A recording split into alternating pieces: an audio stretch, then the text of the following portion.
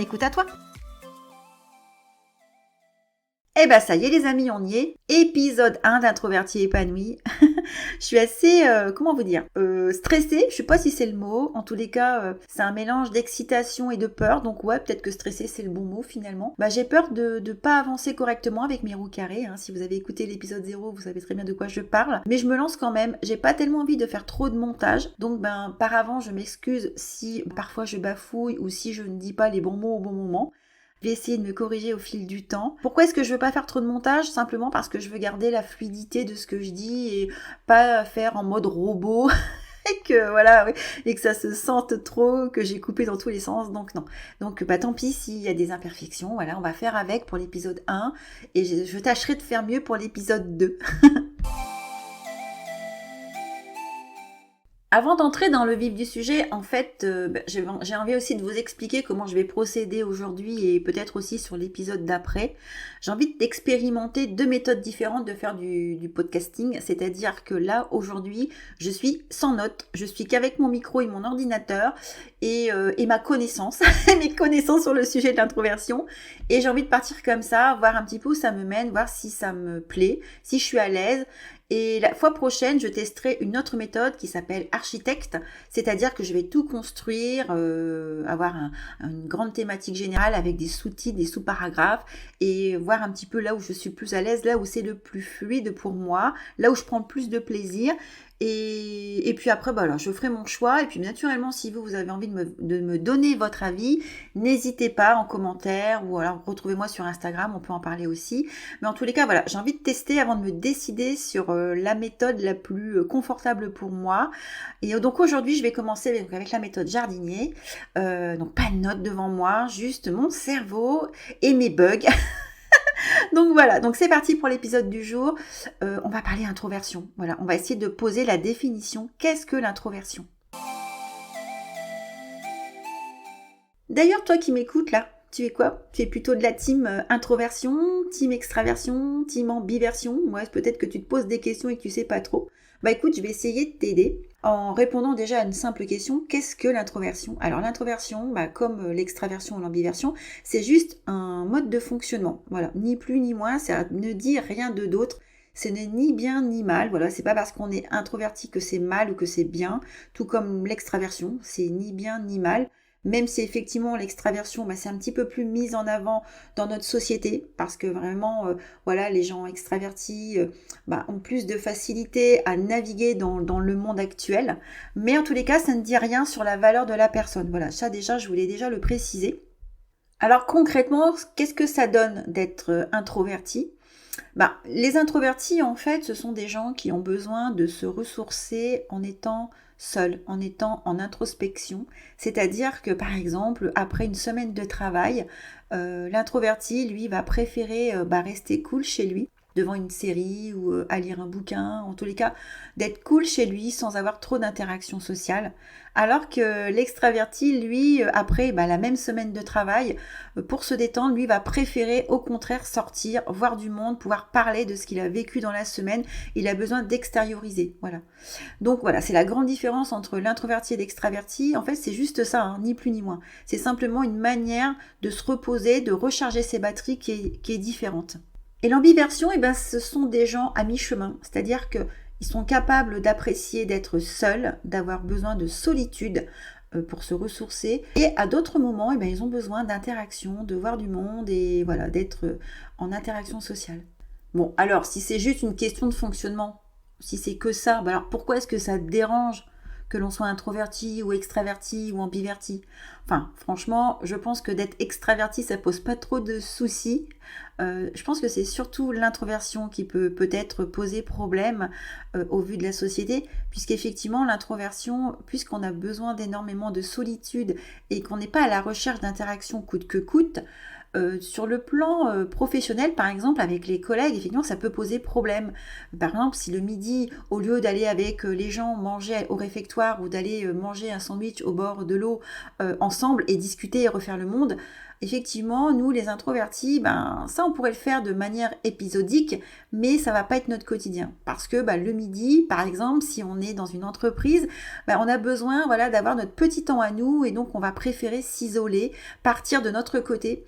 Et donc, ça peut être mal perçu par les collègues ne connaissant pas notre mode de fonctionnement, va nous dire, ah là, celle-là, il faut toujours qu'elle fasse bande à part. Et voilà. Donc, ça peut être vraiment des raccourcis sur ce mode de notre comportement alors qu'il n'est pas du tout tourné vers les autres. C'est pas pour blesser les gens. C'est simplement qu'on a vraiment besoin de ça. On a besoin de se retrouver tout seul pour se ressourcer, pour faire le vide, pour penser, pour réfléchir.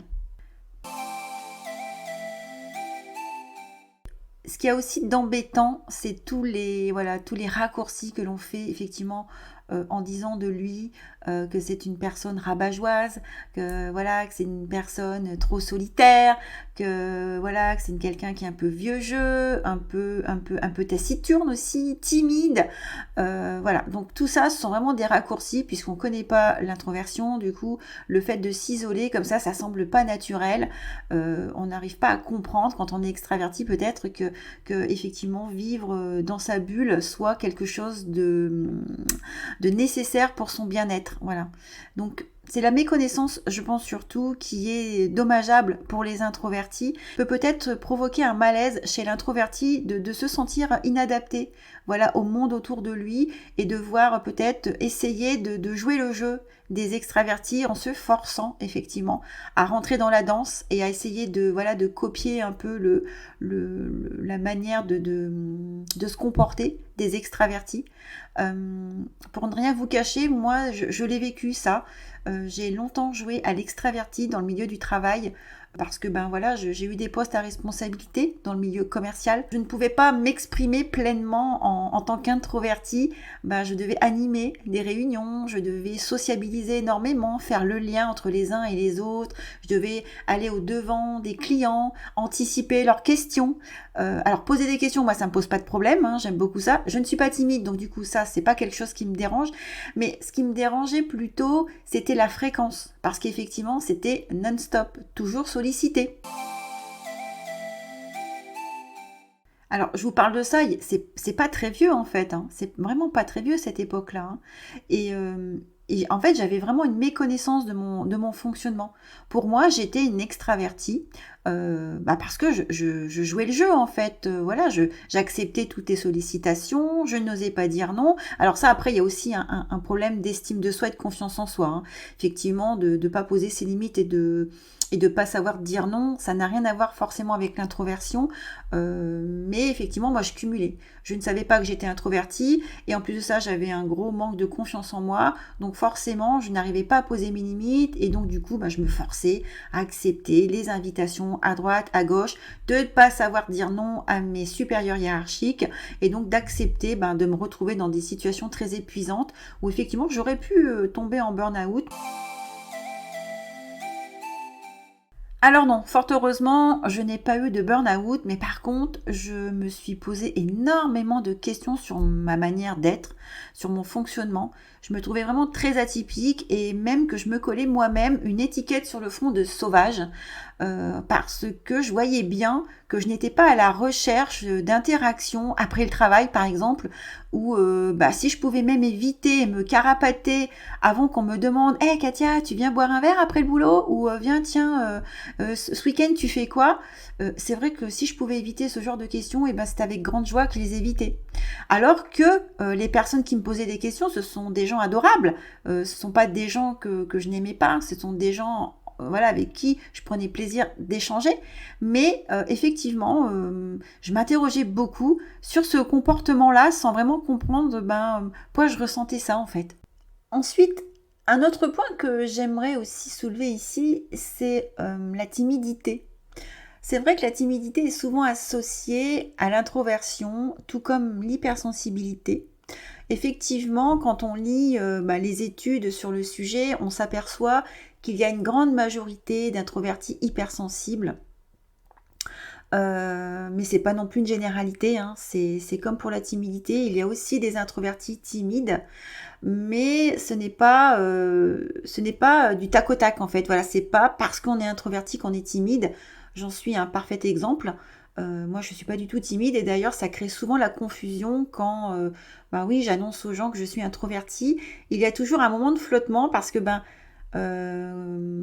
oui, parce que effectivement, au premier abord, comme je suis avenante, souriante et que je vais vers les autres, comme il y a méconnaissance voilà, du terme introversion, on se dit mais mince, attends, c'est pas ça, elle n'est pas introvertie du tout.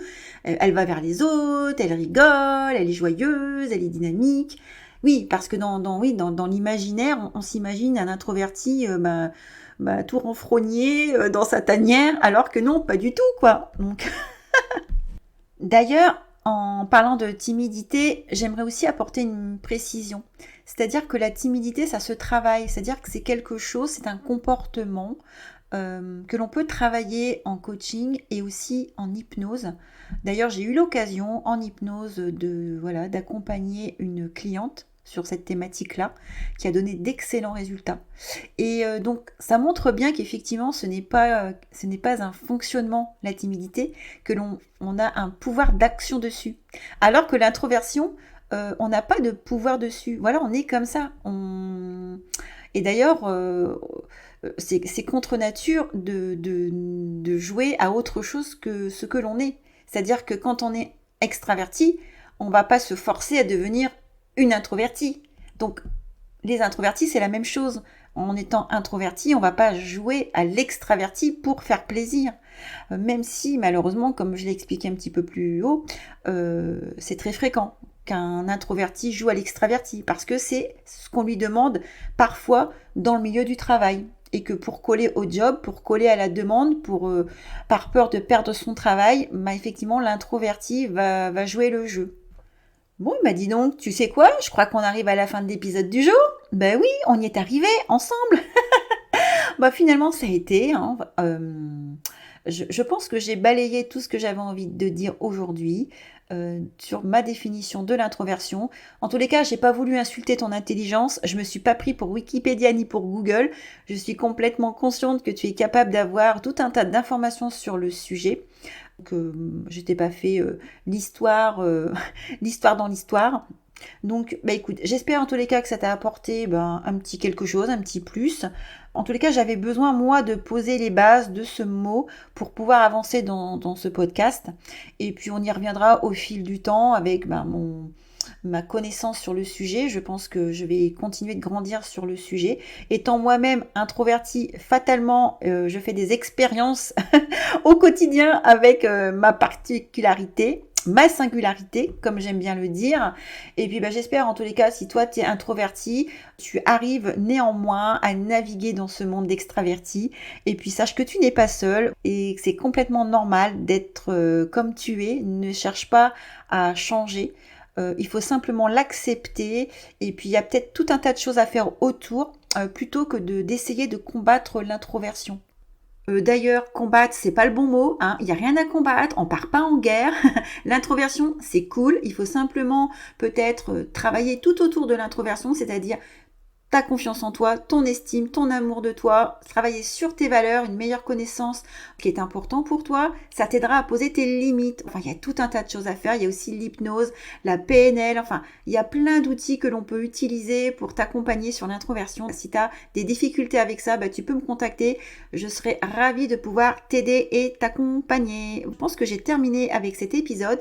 En ce qui me concerne, je te dis à très vite. Je ne sais pas encore à quel rythme je vais enregistrer les épisodes, mais en tous les cas, j'aimerais bien arriver à terme à un épisode par semaine. Sur ce, je te souhaite une excellente semaine. Merci beaucoup d'avoir écouté jusqu'au bout. Si tu aimes ce que je fais ici, tu peux me retrouver sur Instagram sur @coach.introverti-épanoui. Tu peux également aider à faire connaître ce podcast en le partageant, en le commentant sur ta plateforme d'écoute préférée. Et je pousserai même l'audace à te solliciter quelques étoiles. 5 par exemple, ce serait hyper sympa. On se retrouve la semaine prochaine et en attendant, n'oublie pas de prendre soin de toi.